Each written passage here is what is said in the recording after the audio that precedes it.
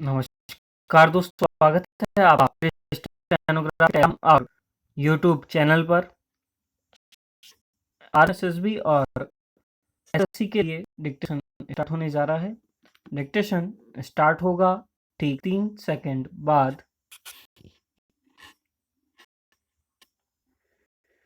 Yes, start. टीकाकरण की कमान एक बार फिर केंद्र ने अपने हाथों में ले ली है और इसका पहला कदम यह है कि अब 21 जून से 18 साल से ऊपर की आबादी को टीका मुफ्त में लगेगा। टीके केंद्र ही खरीदेगा और राज्यों को देगा। इन दोनों फैसलों को कोई भी ठीक ही करेगा, लेकिन ये फैसले देर से हुए। यही फैसले पहले हो जाते तो टीकाकरण की उपलब्धियां अब तक दिखने लगती। हकीकत यह है कि टीकाकरण अभियान को तरह तरह की मुश्किलों से जूझना पड़ा है। ज्यादातर राज्य टीकों की कमी झेलते रहे। इसका बड़ा कारण फैसलों को लेकर असमंजस ही रहा होगा। टीकाकरण को लेकर केंद्र और राज्यों के बीच तालमेल की कमी भी रही।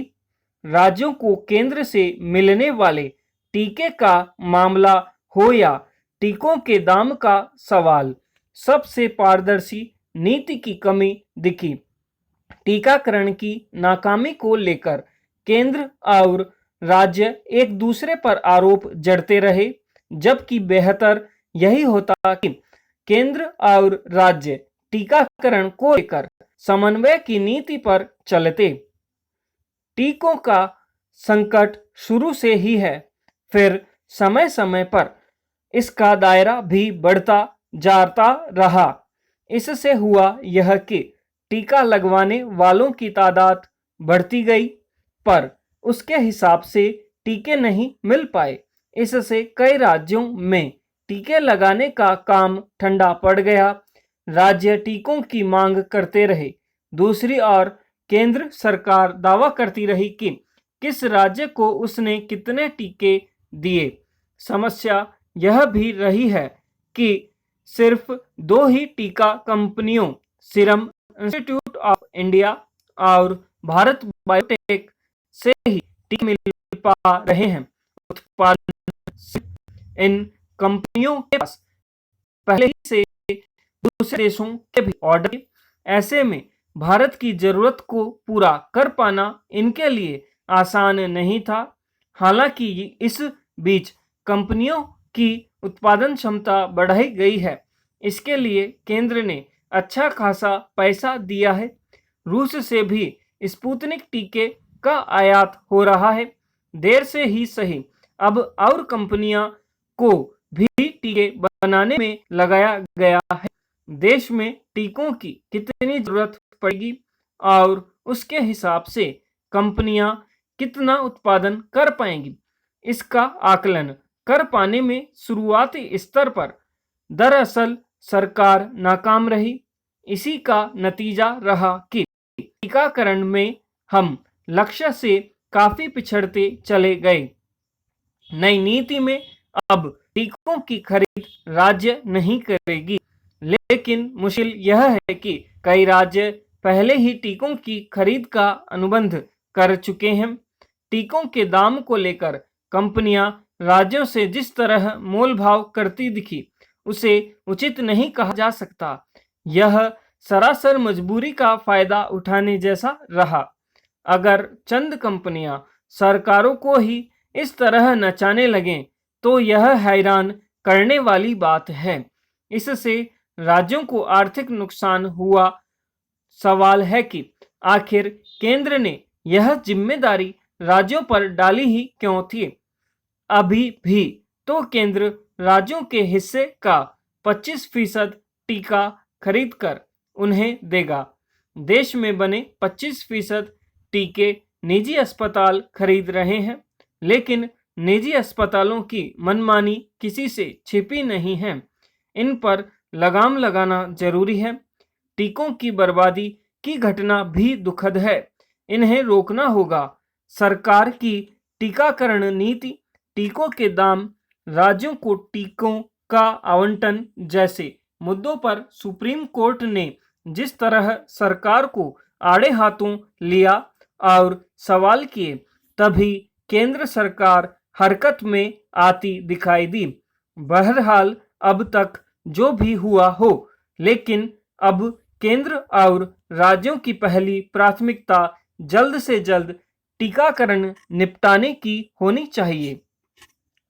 सुरक्षित पर्यावरण से जीवन के सहज तरीके से चलने को लेकर फिक्र जताने में शायद ही कभी कमी की जाती हो, लेकिन जब प्रकृति के उत्पादनों के संरक्षण का सवाल आता है, तब आमतौर पर लोग अपनी सुविधा को प्राथमिकता देने लगते हैं।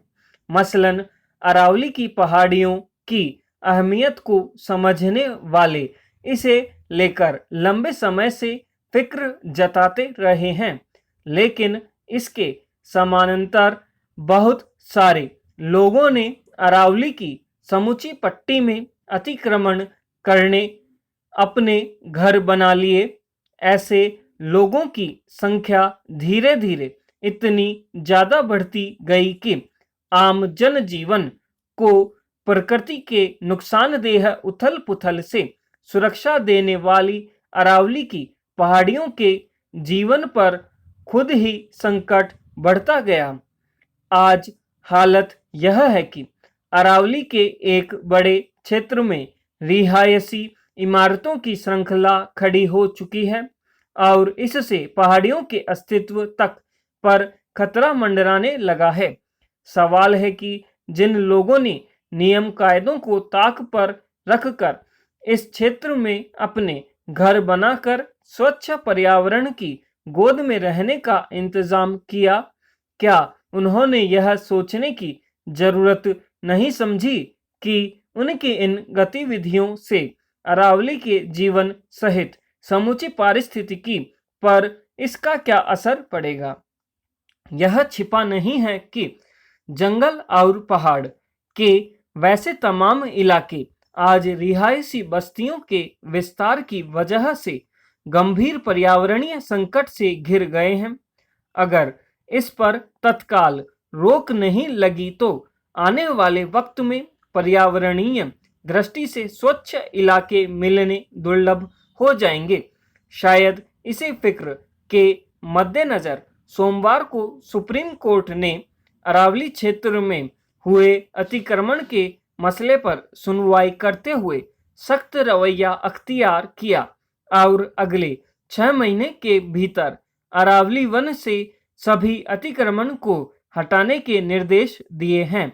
इनमें 10,000 रिहायशी निर्माण भी शामिल हैं। जाहिर है इतनी बड़ी तादाद में लोगों ने अरावली के वन क्षेत्र में अतिक्रमण करके घर बनाए थे, लेकिन अब उनके सामने एक बड़ी मुश्किल पेश आएगी। उनकी ओर से अदालत से कहा गया कि इस इलाके में रह रहे लोगों के पास कोई और जगह नहीं है और राज्य को उन्हें हटाए जाने से पहले बसाने के निर्देश दिए जाएं। सवाल है कि सब कुछ जानते समझते हुए भी लोगों ने अतिक्रमण करके अपने लिए रिहायशी का निर्माण कराना जरूरी क्यों समझा? यही वजह है कि अदालत ने इस मसले पर कोई राहत नहीं दी और साफ कहा कि जमीन हथियाने वाले लोग अदालत में आते हैं तो ईमानदार बन जाते हैं, लेकिन बाहर कोई काम कानून के हिसाब से नहीं करते। गौरतलब है कि गुजरात से शुरू होकर राजस्थान में मुख्य रूप से आच्छादित अरावली की पहाड़ियों का एक बड़ा हिस्सा हरियाणा और दिल्ली तक फैला हुआ है। प्राकृतिक संसाधनों और खनिज से भरपूर यह पर्वत श्रृंखला पश्चिमी मरुस्थल के विस्तार को रोकती है।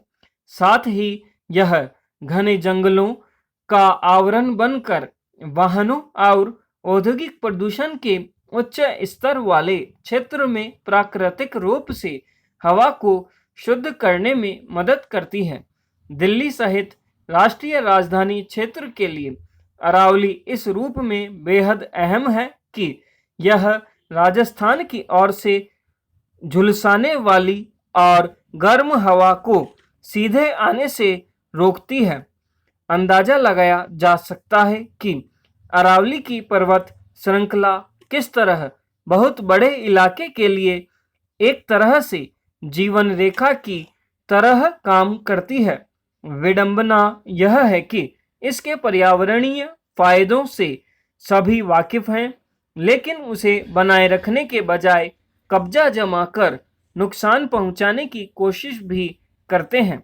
लगातार अतिक्रमण और मनमाने निर्माण की वजह से अरावली कितने दिनों तक लोगों के लिए जीवन शक्ति का काम करती रह सकेगी। तो दोस्तों, यह था 100 शब्द प्रति मिनट की गति से अभ्यास। इसे अच्छे से प्रैक्टिस कर लीजिए आप लोग। अगर छूट गए हो तो 2 से 3 बार कर लीजिए इसकी प्रैक्टिस। और जो इसके वाक्यांश की जो रिकॉर्डिंग है मैं आपको अलग से सेंड कर दूंगा। और अगर आप चाहेंगे तो इसका स्लो में भी 80 या 90 में आपको एक ऑडियो और सेंड कर दिया जाएगा, एक वीडियो और बना करके। आपको इसकी प्रैक्टिस कर लीजिए अच्छे से। और इसी तरीके से हम कोशिश करेंगे रोज़ का आपको 1 से 2 वीडियो देने की कोशिश। ये हमारा पहला वीडियो है एसएससी के लिए, आधा समय एसएसबी के लिए। तो इसे प्रैक्टिस कर लीजिए। ये संपादकीय है, डिक्टेशन है ये। तो आप अच्छे तरीके से जनसत्ता संपादकीय डिक्टेशन रहेगा ये, प्रैक्टिस कीजिए इसकी। ठीक है दोस्तों, मिलते हैं नेक्स्ट डिक्टेशन में। तब तक के लिए जय हिंद, जय भारत।